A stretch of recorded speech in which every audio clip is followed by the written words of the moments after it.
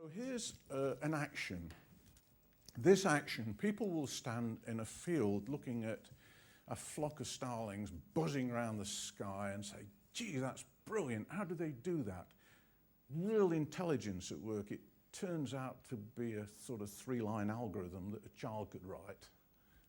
It's not a big deal. It doesn't require any real intelligence.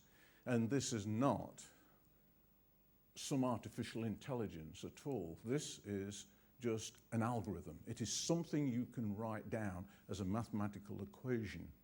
That's all it needs. So sometimes behaviours look really intricate and complex, but turn out to be the manifestation of something very, very simple. And the converse is very often true. One of the weird things about complexity is that very often we can write something that results in complex behaviour, but when we write it, we can't actually predict what's going to happen. And what is even worse is when we see complex behaviour, very often we can't go backwards to the form that created it. So if we looked at the rules of a society, we can write down some rules for an ant colony and we can watch the behaviour. But when we've got a given behaviour, it's sometimes very difficult or impossible to go back to what the individual rules for each entity are. So this is one that is artificial intelligence writ large. The objective is for these little robots who have no instruction but are going to be rewarded if they get that little red bot and drag it over to the blue bot. That's their mission in life, to go out hunting, find something and drag it across the tabletop. And the way they do it is really quite remarkable because there's clearly some flocking happening.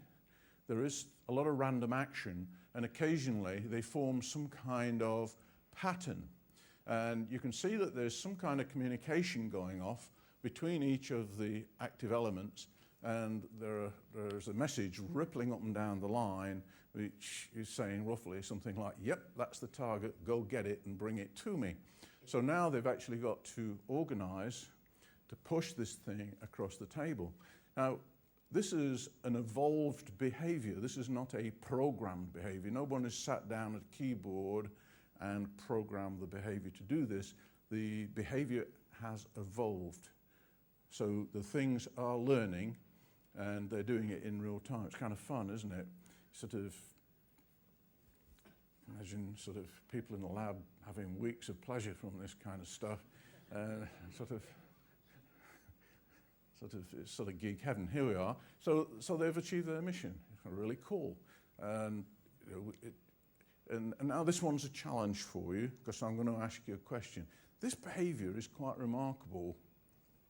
And so how many people think this is a biological activity? It looks very much like something that you would see in vitro, don't you think? Anybody think it's biological? It turns out not to be. This is entirely software. It is artificial intelligence life trying to create some structure, and it's a bunch of artificial cells trying to organise to create structure.